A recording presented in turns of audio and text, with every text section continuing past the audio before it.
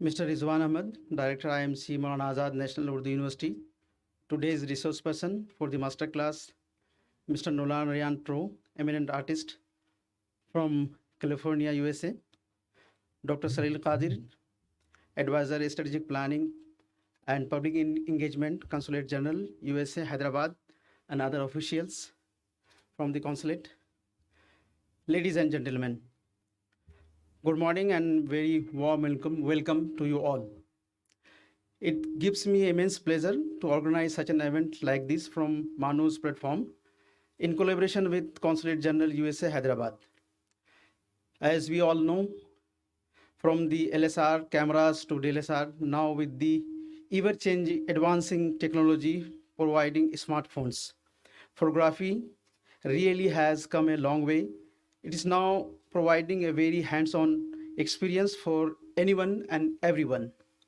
I'm sure our students and other participants from the other institution from the city of Hyderabad who has gathered here today will experience and explore photography with a different lens.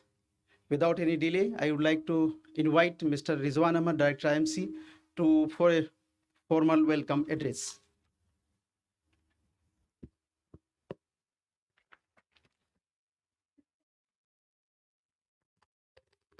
I think this is too much of height for me.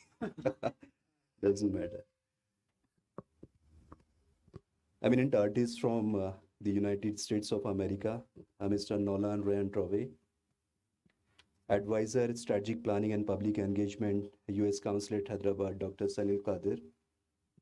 My media center colleagues and all the participants present today for this masterclass. Very warm welcome to all of you.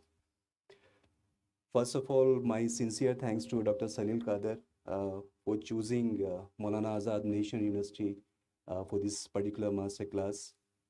And our sincere thanks to Mr. Trowe also for kindly gracing this occasion in this wonderful, beautiful green campus. So this is going to be 2 hours of masterclass. I won't take much of your time because Trowe has to go for another function. I think all of us, we have grown listening that, photographs are freezing frame of reality. A photograph is worth 1,000 words. What does that mean basically? It simply means, photographs have power to convey story. Just like a novel, just like cinema. Just imagine a still frame having 2 vertical lines and 2 horizontal lines. And you are conveying a story to the world. But there is an art and craft behind this. So unless until you don't know that art and craft, you won't be able to convey a story. So that was the motive behind this particular masterclass. Mr. Trowe is an experienced artist from USA. He has done exhibition in one of the topmost art galleries and any photography exhibitions. I'm sure he is going to benefit you, all of you, with his wide experience, and you are going to enjoy the next 2 hours with Mr. Trowe. Thank you so much once again.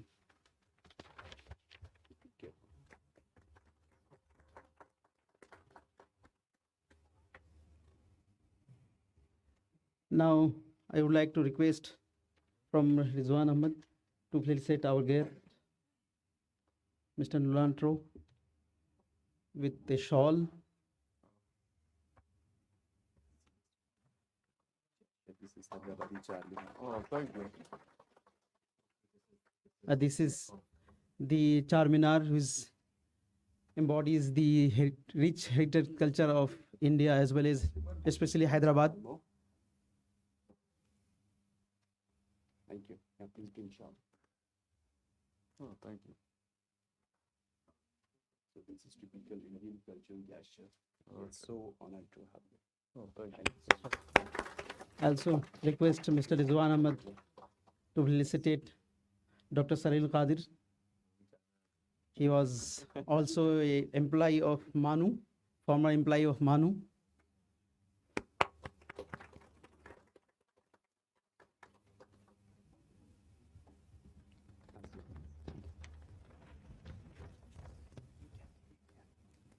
Cool. Thank you.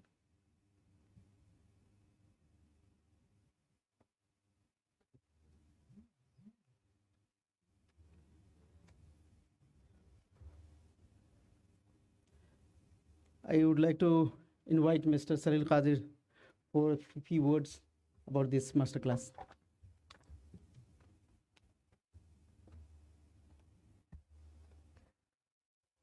Good morning, Adab. I'm very happy to be here. My name is Salil Kadir, and I work as the Strategic Public Engagement Specialist Advisor for the US Consulate. I've had a relationship with MANUU many, many years ago. I used to teach here. So when I come back to MANUU like coming back home. I still meet friends. These are all colleagues who are friends now.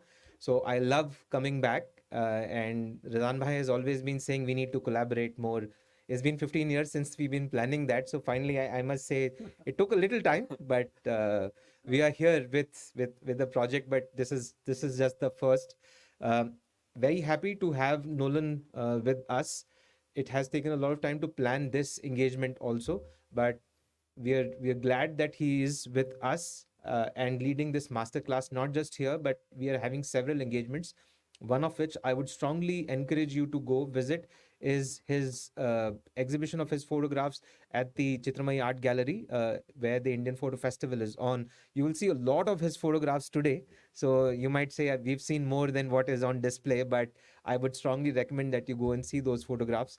The last thing that I would say is um, any masterclass would be successful only if you participated. It's not a one-way communication. It has to be a dialogue. Please do not hesitate to raise questions. For those of you who do not feel comfortable speaking in English, I would say please go ahead and just speak in the language that you are comfortable with. It could be Urdu or Telugu or Hindi, and we'll make sure that it is translated. So do not let the barrier, that is language, come in between this masterclass. Ultimately, what we will hear from you will be your photographs. So, please participate, and thank you once again to colleagues, both Rizwan and Imtiaz, for setting this up, and of course to the Vice Chancellor for agreeing to partner with the US Consulate. And with that, thank you very much.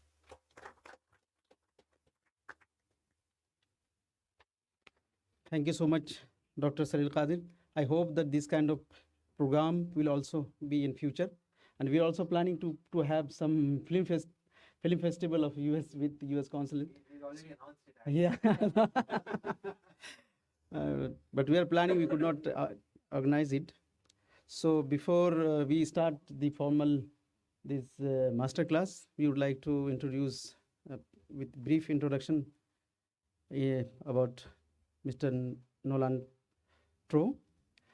Mr. Nolan Trowe is a multidisciplinary artist from California, USA.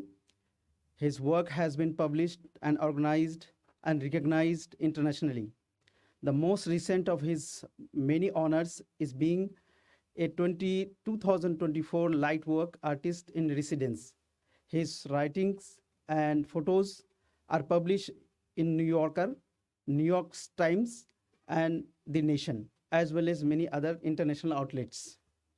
His work is in the permanent collection of Museum of Fine Arts, Houston, and the Museum of City of New York.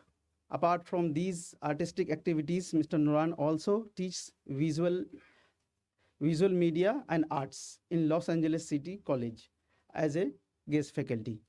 So without any delay, I would like to invite him to please present your lecture.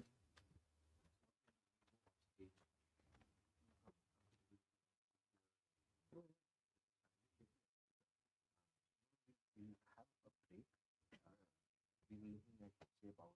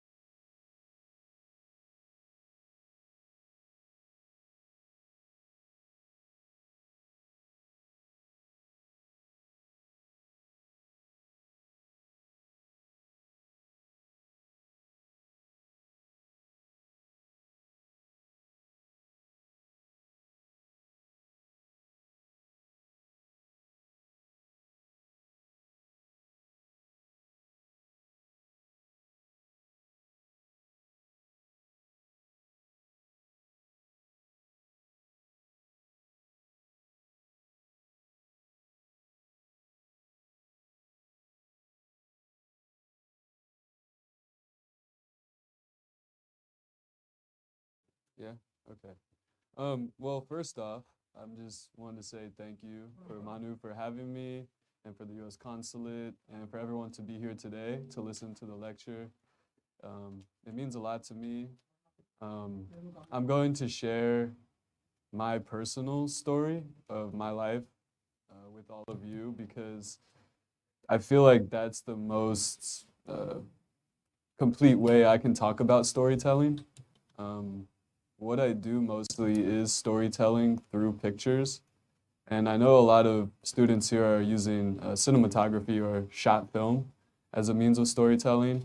And I think that photography and cinematography are very similar, because photography is just one single frame at a time, and all that filmmaking is 24 frames at a time, but it's still single frames that are put in a row. So, I think the more I've done still photography and learning about framing and composition and lighting just through still photography, it's really helped how I shoot films and how I'm making films. I didn't bring any of my short films to show today, but yeah, practicing photography also as a form of storytelling and stills was really useful, because I know in filmmaking a lot of people use storyboards, and I've sort of looked at sequencing and photography as each still frame can sort of be,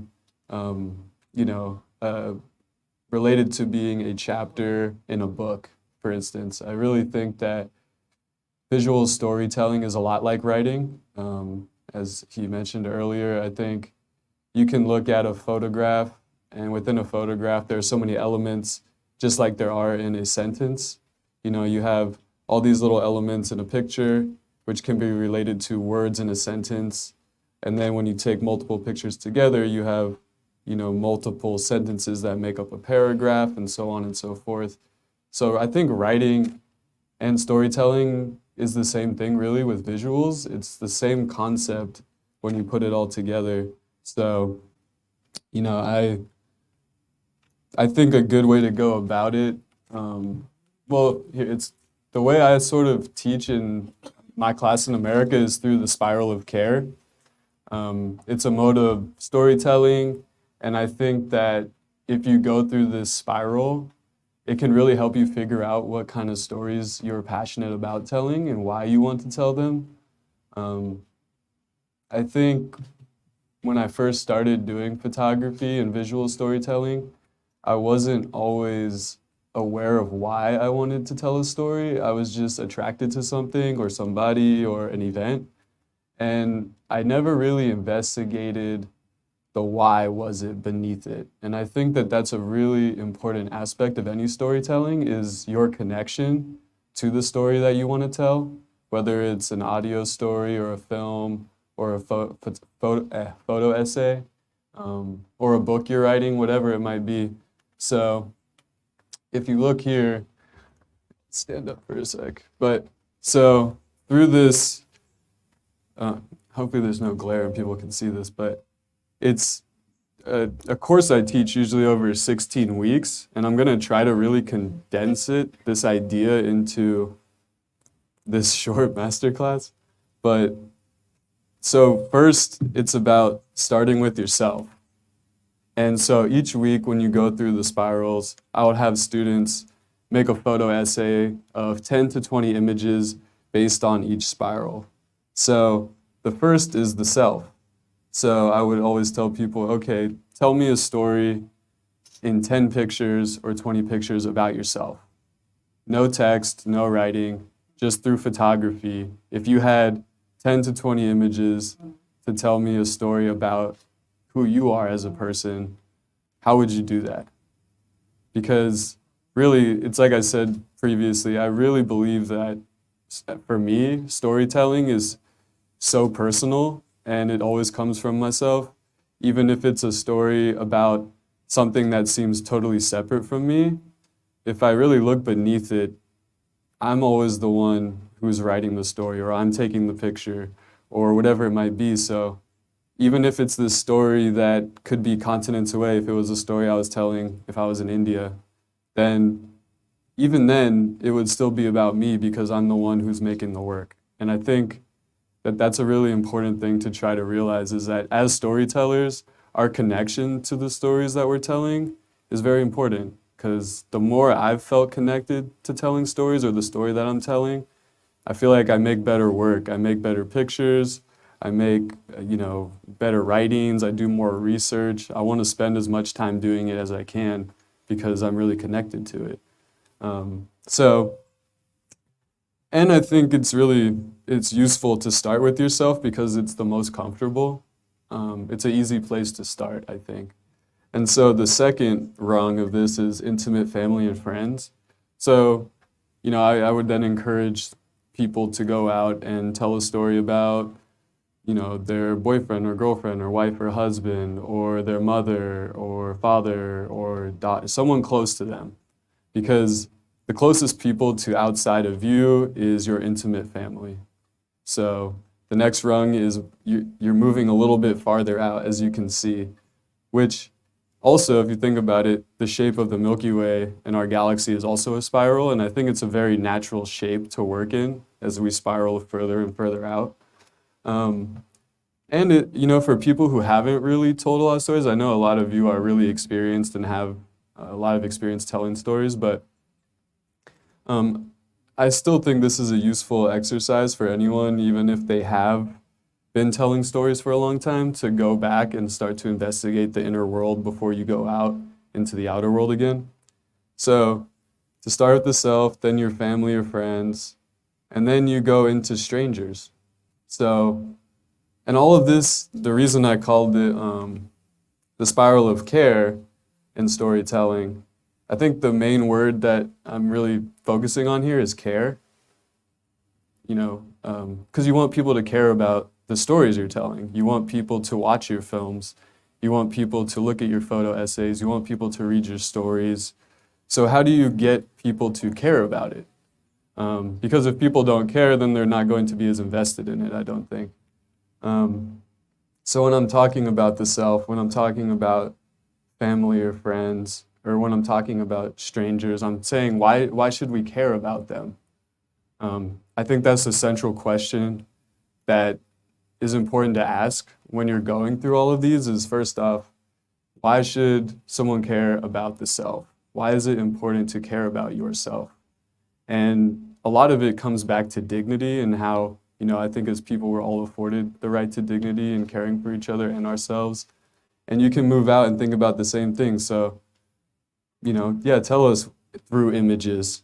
And then I think that can be a little more complex too, is maybe you can tell someone through words why you should care about yourself or why you should care about them. But if you only had visual language to express that, how would you express that visually? How do you express things visually that cannot be seen, like an emotion? How can you show me sadness or happiness or pain or joy through a photograph? And how can you do that without showing a person? Is there a way to represent these emotions without showing even a person? Can you represent how you're feeling through a photograph? How do you do that? I think that the more you can exercise those muscles of, okay, what am I really communicating here visually in the frame is very important. And for a lot of us, I think, it seems intuitive to say, oh, okay, yeah, of course we should care about ourselves, right? Of course we should care about our family. And then you have to start asking yourself, well, why should we care about strangers and people we don't know? It gets a little more abstract, but I think a lot of us, especially I'm assuming a lot of people who are telling stories, you might get an assignment. I don't know how many people have had assignments here, but when I'm working for the New York Times or the New Yorker or whoever gives me assignments, most of the time I'm working with strangers, people I have no idea, I've never met them, I don't know about them really, and I have to find how I can relate to them and how I can care about them and how I can get people who are reading the story, how can I get them to care about this? And how can we care about people that we may not know? This is a really important one. And then, we continue to go out and then we get to the earth, animals, and plants, which is kind of known as the natural world. So, a lot of people are telling stories about climate change these days.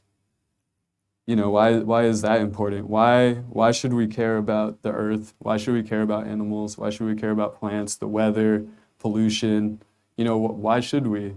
And I think, the reason it starts with the self and the reason it spirals out is because none of these are really separate. None of these rungs are separate. It's like, why should we care about the self is in the same vein as why should we care about the earth. It's all connected. I mean, all of these are connected. I think it's just pulling back the layers of it. So you can talk about the earth or plants or animals or the weather by talking about yourself. You can talk about the city you live in, the place you live in, the people you live with, how it affects your family or friends, or people in your neighborhood that you might not know. And then the next week we move out to the human-made world, which can be anything that humans make. It could be an airplane, it could even be a camera. Why should we care about cameras themselves? Why should we care about the modes of storytelling? Why should we care about pens and pencils and papers and skyscrapers and architecture, human-made culture? I was just presented the gift of the Charminar. Why is the Charminar important? It's a human-made thing, right? But it's very important. And so, we just keep going out, and it gets a little more abstract every single time. And so by the time we get to the human-made world, it's pretty far removed from ourselves. Like the Charminar is very removed from me, Nolan, as an American citizen who's never been to India.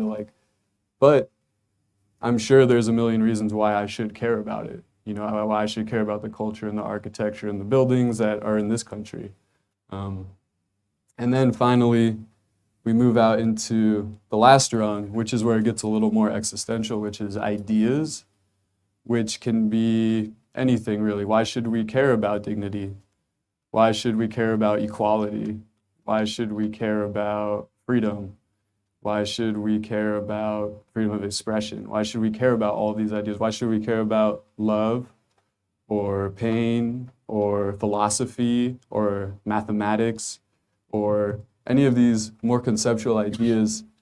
Because I think when we're storytelling, it can seem intimidating to just jump right out into the edge and say, okay, I want to tell a story about dignity, or the whole idea of what dignity is in humanity. That's kind of a big place to start, I think.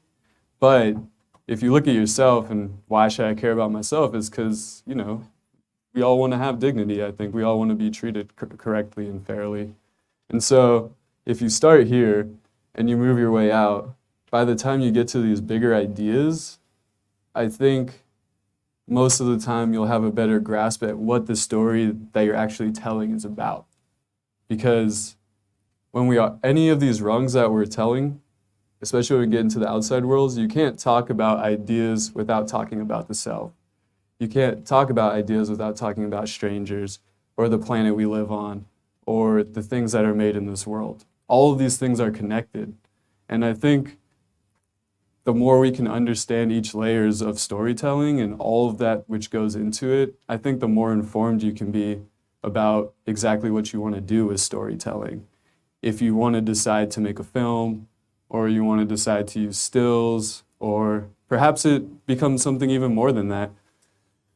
I really don't think there's any limits to storytelling, especially nowadays. We have so many tools at our disposal.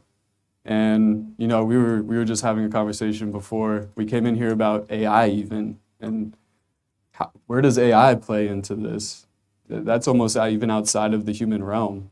So you can start to think even more abstractly about how does something which is not even really human involved in this spiral, and how is that involved in storytelling? So there's really no limit to what you can do with storytelling, I don't think. And it's funny because I didn't know about this spiral until about 5 years ago. But I realized that I had been working in this spiral of care the whole time. So this is the first picture I think I ever have of taking myself on a laptop. This was like back in, I don't know, 2008 or something. It was from a laptop screen. Back when on Facebook you could only have a really low res picture. And this is me and my sisters all together in San Francisco. This is funny because this is like before I even was like using photography as storytelling, or I knew what it was. This is me in high school. I used to draw a lot, and I didn't really understand the connections between drawing and photography at the time, but it really is all connected, and I think art in itself is all connected. And so when I was talking earlier about how you want to tell your story, I really don't think there's any limits to what you can do with it if you want to use photography or filmmaking or drawing, or if you want to combine all of it into one thing. I think it's great. I think whatever medium is going to be the best for you to tell your story is the one you should use. And these are some of my friends from when I was in high school. And so it was funny because when I look back through my archive, I realized I was really starting with the self. I was starting with me, I was starting with my friends, I was starting with my family, starting with people I knew. And I think it's a natural way to start telling stories. And most of the time when you look at a family photo album, you know, who are the people that you start taking pictures of? It's your children, it's the parents taking photos of the children, it's giving the child the camera to take photographs of the parents. It's, you know, it all really starts from within and it can grow out from there. This is when I had my injury. I broke my back in 2016. I was cliff diving in Northern California, and my legs didn't work at the time. I'm able to walk now, but I was completely paralyzed from the waist down for about 2 months, and I didn't know if I was ever going to walk again. Most doctors said I wouldn't. So yeah, this is me learning how to walk. This is a different wheelchair, but it was kind of the beginning of when I started using photography as storytelling though. Because before I got hurt, before I had my injury and before I had my disability, I really, I was just using photography to show my friends and my drawings and family, and I wasn't using photography like I was here. So after I broke my back, I went to New York City to get my master's degree. And this is where I really got involved with the disability community. And I don't know how many people in the audience or at the school have disabilities, but it's a pretty small community within, even in America, you don't see a lot of storytellers with disabilities. You don't see a lot of filmmakers or photographers or artists who are using a wheelchair. And so when I moved to New York, I got really involved with my community. I met my friend Alex here, and I started taking photos of everything we were doing, which was what I had always done in those earlier photos. I was just photographing my friends or people who were around me. And I started to do the same thing when I was in New York City.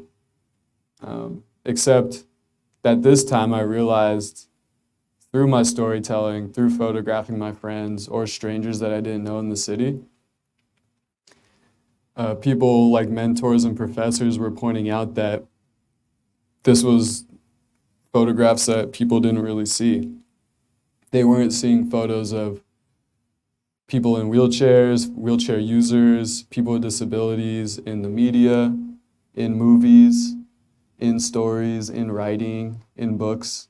They just really aren't out there as much.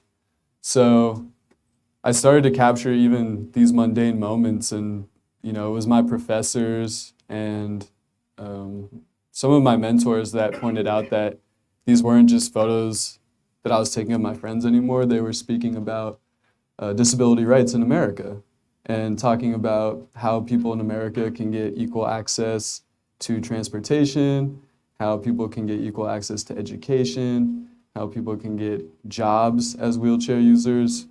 Once you started peeling back the layers, you could see that, it was about parents, and who has the right to be a parent in America. My friend Azalea, she has CP, and a lot of people in her family thought that she didn't really have the right to be a mother because she had a disability.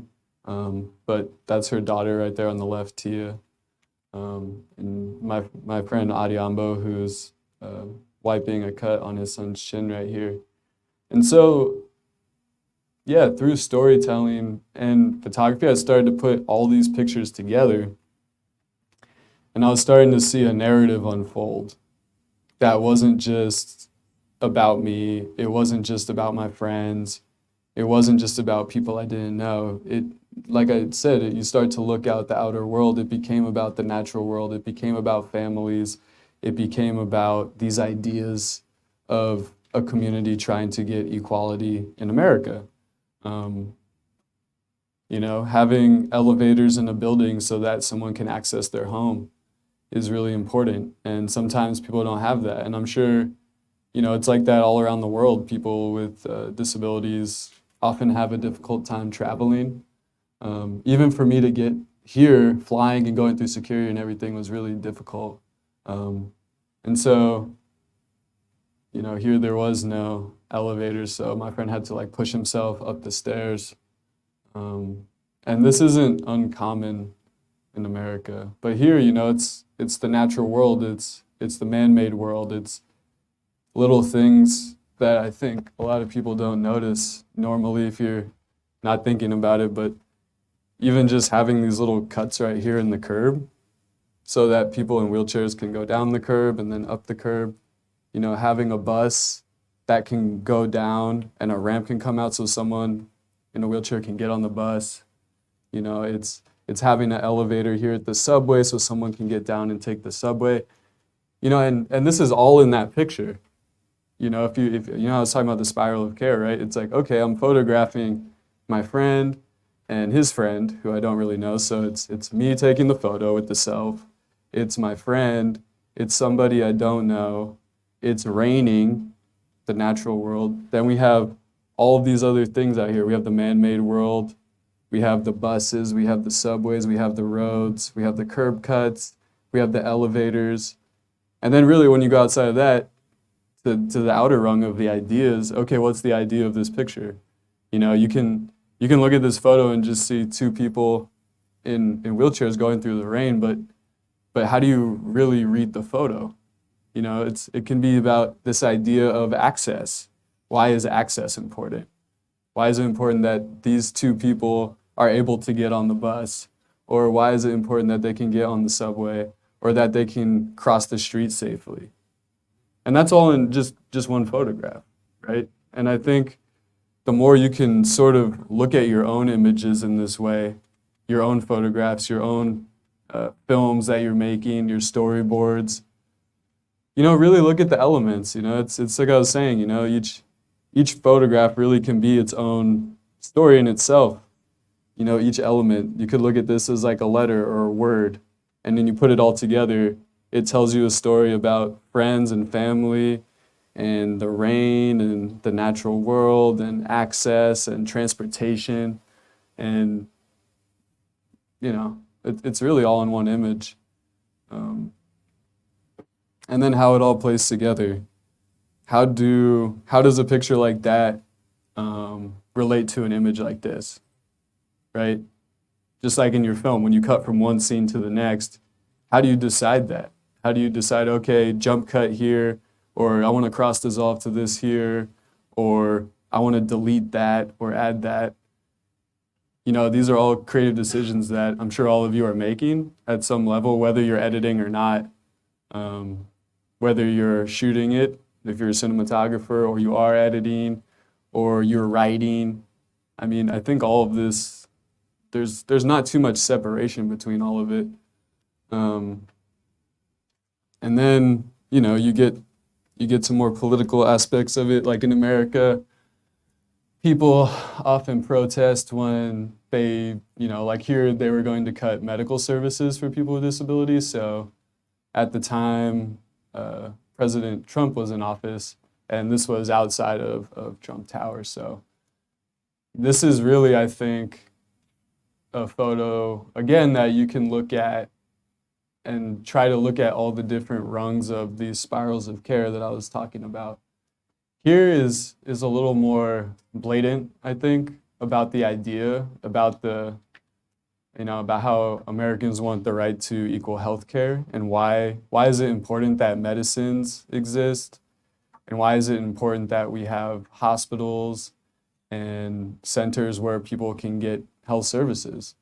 You know, that's a really important idea, I think, to investigate. And so when those kind of things are trying to be taken away from the community, this is what they do. They go out and they protest and they try to get their rights. Oh, there we go.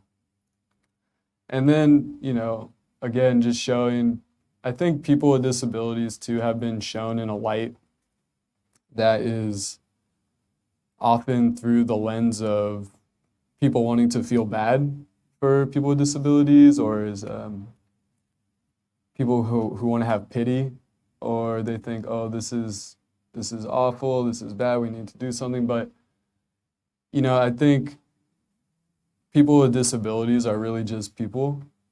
You know, they just happen to be using a wheelchair, but they're really no different from anyone that's able-bodied or anyone in this audience, or really in the rest of the world. Anyone with disabilities really wants the same things, and, you know, they want to hang out with their friends and play football and just have normal lives, and they have the same goals and dreams as other people do. They want to have families. You know, they want to have jobs, make a living, just like anyone else does. Go to school, enjoy sports. You know, I think sports has been one of the ways that people with disabilities, if you think about the Paralympics, it's been really one of the ways that people with disabilities have been on national or international stages where people are actually really paying attention. And sports have been used to talk about things like people with disabilities wanting equal rights. I mean, sports can be, and it can be super political. Like in America, you know, we had Colin Kaepernick who took a knee, and that was a very political stance, but that was done through sports. So even sports can be about dignity, it can be about care, it can be about why should we care about this community. It's not just two guys punching each other, it's about culture, it's about care for each other, it's about these wider ideas of access.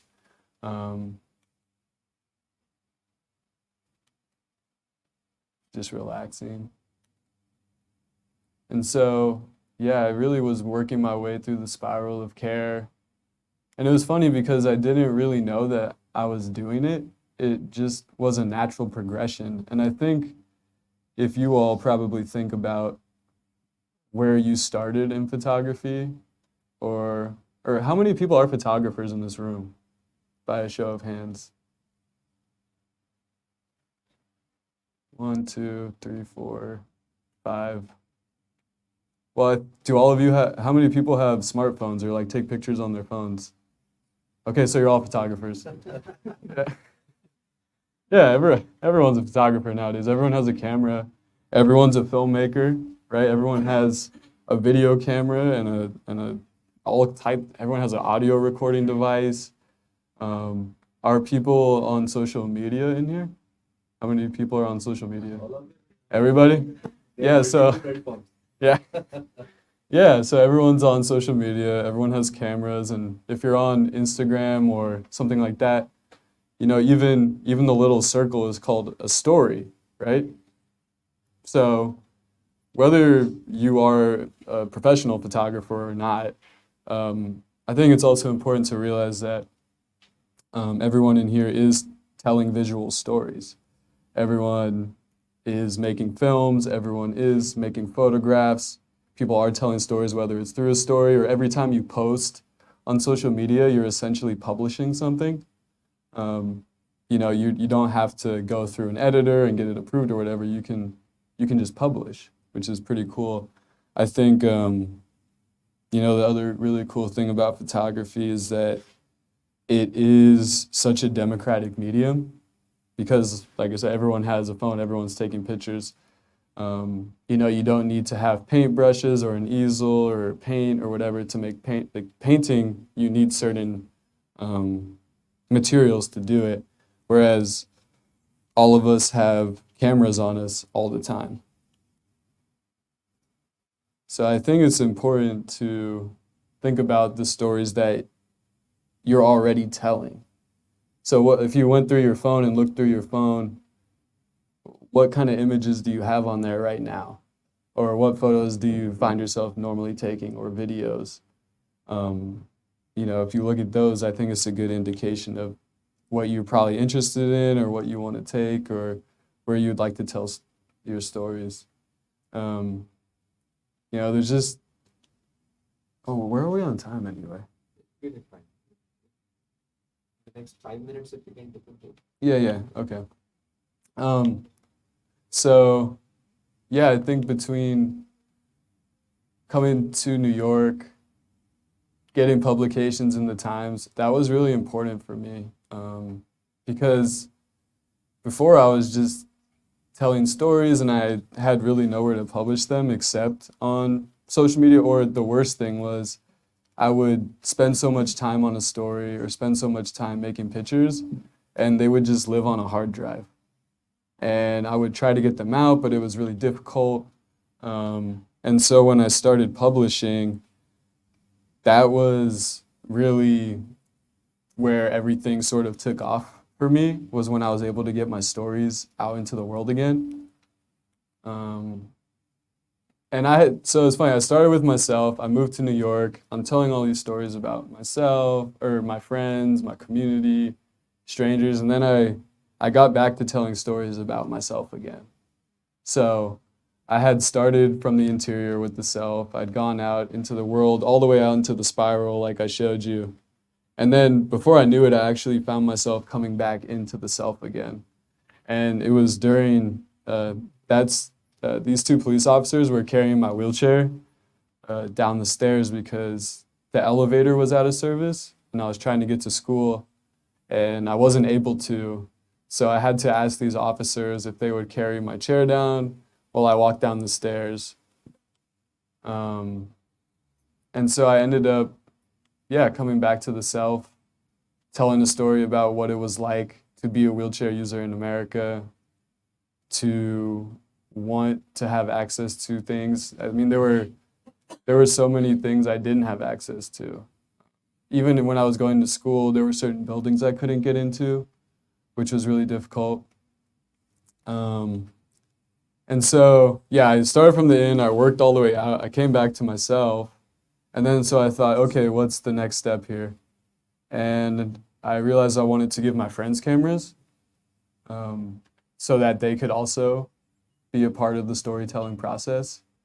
I was looking at all my pictures, like all the ones I just showed you, and if you notice, I'm not in any of these photographs. It's just me behind the lens and I'm showing things. But one of my friends pointed out to me, okay, like you're part of this community, this is your friends, this is your world, but you're actually not in any of the pictures. So where are you?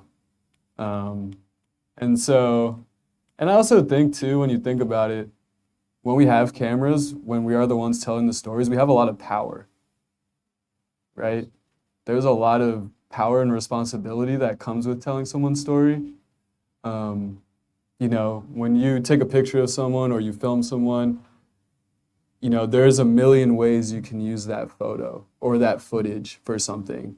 You can decide whether you want to make someone look good or if you want to make someone look bad, or you know how you want to use that, how you want to tell someone's story. It's a really big important question, I think, especially when you're working with documentary photography like I was, or do still. So here I was, you know, photographing all my friends, our stories, our community, and I hadn't yet asked them, oh, how would you want to show this story? Does this story actually represent you? How do you feel about these pictures?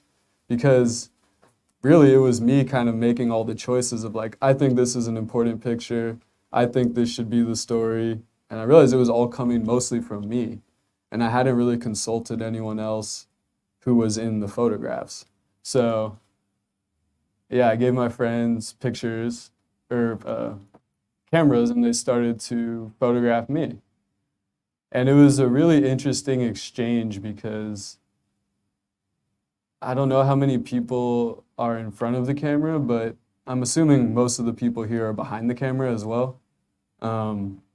And so it was a really vulnerable experience to be photographed and to let someone photograph me after doing all of the photographing of other people.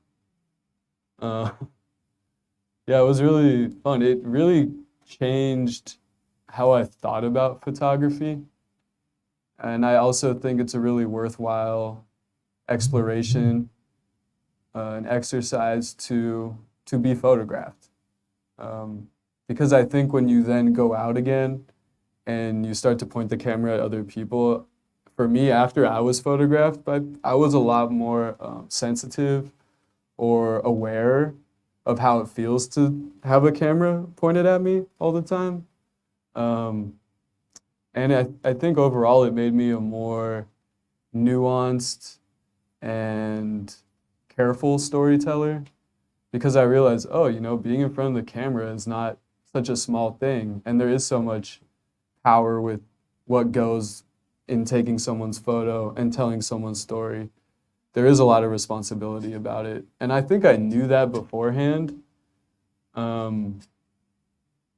But after having that experience of giving my friends cameras and being photographed, that even affected me more. And even giving, you know, children, my friend's daughter, I gave her a camera just because I was curious as to how she was seeing. You know, it's like, I think for me, it just reached this point where I almost kind of knew how I saw the world. I knew how I sort of was seeing my friends or the stories that were unfolding. And it really became a lot more interesting to me to involve other people in that process and to see how they were seeing the world. Because I know how I see it, but I think it's just as valuable to see what's most important to a 6-year-old girl. And it's funny, I gave her this camera and the first thing she wanted to photograph was this Barbie doll in a wheelchair, who is a Black woman in a wheelchair, which is just like her mother. So it was really eye-opening and it really informed how I see storytelling because for every story you can tell, you have to realize that, or I have to realize, not everyone is going to see the picture the same way I see it. And not everyone is going to find the same things important that I do. And I never would have thought to take this picture, you know, but then I realized, oh, this thing is really important to her. And because it's important to her mother, which is important to her family. So if I'm going to tell a story about her and her mother, maybe I should pay attention more to the things that are also important to them. And yeah, I think we could take a break there if that's all right. Yeah. How do you want to do the assignment? Do you want to announce it now? Is this something that you want indoors or while they're at break? Yeah, I mean, they can do it. Okay, so the assignment here, I gotta skip forward. Oh, I didn't get to the part where I started telling stories about myself again, but we can go back through this another time. Okay. So the exercise is going to be, let's say 20 minutes. 20 minutes is good. So I want everyone to go out and do a mini version of the first spiral, which I talked about, which is, so with your mobile device, I would like all of you to go out and take 10 photos, whether it's however you want to do it. It can be in any of the spirals, but the only rule is that you can't show yourself or your face. So in 10 to 20 images, 10 is fine because you don't have that much time. If you get 5, it's also fine. Try to get 10. But I'd like all of you to go out and try to make 5 to 10 pictures with your phones and put them in an order that tells us about who you are as a person and why we should care about you as a person. And then we'll come back, and I don't know if we have a way to show it, but if not, it's fine. We can just go around the room and people can share what they photographed, and I can take some questions too along that time. So does anyone have any questions about this exercise? No? No questions? Oh, yeah. Yes. Oh, any type of photo? Yeah, any type. Any type. You just can't show yourself. So no selfies. No selfies.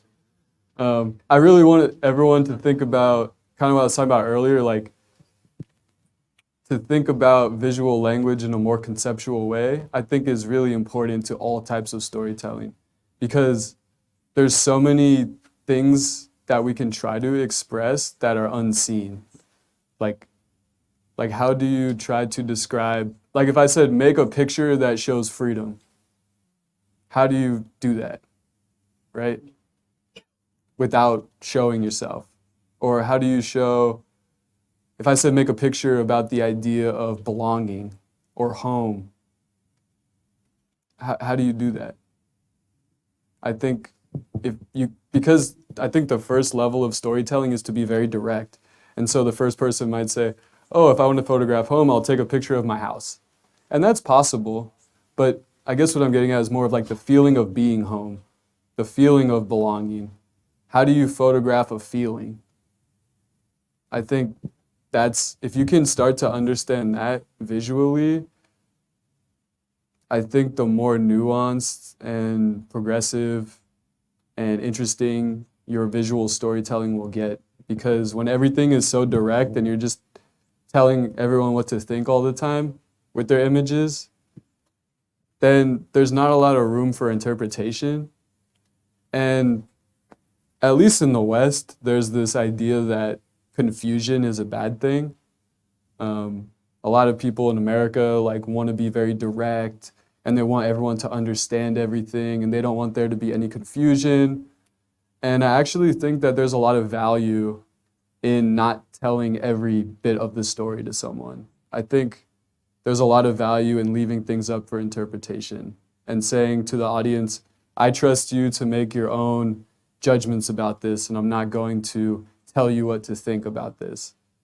But I think that's a really important tool in storytelling. And that's kind of the core of what this is about, is to tell us about yourself, but not in a way that is so direct. Like, give us some room to also think about it and say, okay, well, why did this person show me a photo of, I don't know, the open blue sky? What does that tell me about you if you show me just the sky, right? Or if you photographed whatever it might be, I think to tell us about yourself without telling us too much about yourself is really kind of the goal with it. Does that make sense? What it's trying to convey, 5 से 10 photograph सबसे expect कर रहे हैं जिससे आपके बारे में पता लगे. एक्चुअली हम लोग की सबकी पर्सनालिटी डिफरेंट है, हम लोग अपने चारों तरफ की चीज़ों को सब लोग डिफरेंट तरीके से देखते हैं। मेरे लिए कुछ इंपॉर्टेंट है, आपके लिए कुछ और इंपॉर्टेंट हो सकता है। तो चारों तरफ जो भी एलिमेंट है या सब्जेक्ट है या ऑब्जेक्ट है, कुछ भी ना, आपको फोटोग्राफ करके लाना है, and then this will have different interpretation. आपके लिए भी, हमारे लिए भी, डिफरेंट लोग जो पार्टिसिपेंट कर रहे हैं ना, उनके लिए भी उसका इंटरप्रिटेशन डिफरेंट होगा। लेकिन उसमें आपकी पर्सनालिटी कहीं ना कहीं पे झलकेगी कि आप कैसे दुनिया को या अपने चारों तरफ जो ऑब्जेक्ट सब्जेक्ट हैं कैसे देखते हैं। तो 5 से 10 फोटोग्राफ आप नेक्स्ट 15-20 मिनट्स में क्लिक करके लाइए। So will be back here like 11:25 11:45। चाय का इंतजाम है बाहर, आपको चाय क्विकली हम लोग पियेंगे और उसके फौरन बाद में आप फोटोग्राफ करके आई थिंक 11:35 तक आ जाए तो ज़्यादा बेटर रहेगा। Will have at least 25 minutes in hand. ठीक है, चलिए 11:15 हो गए। Try to be as quick as possible because he has to go to another place. दूसरी जगह भी प्रोग्राम है। Okay, so let us quickly break, एक चाय के ब्रेक कर लेते हैं और फोटोग्राफ उसके बाद में आप खींच के यहाँ पे 11:35 तक आ जाइए, 40 तक।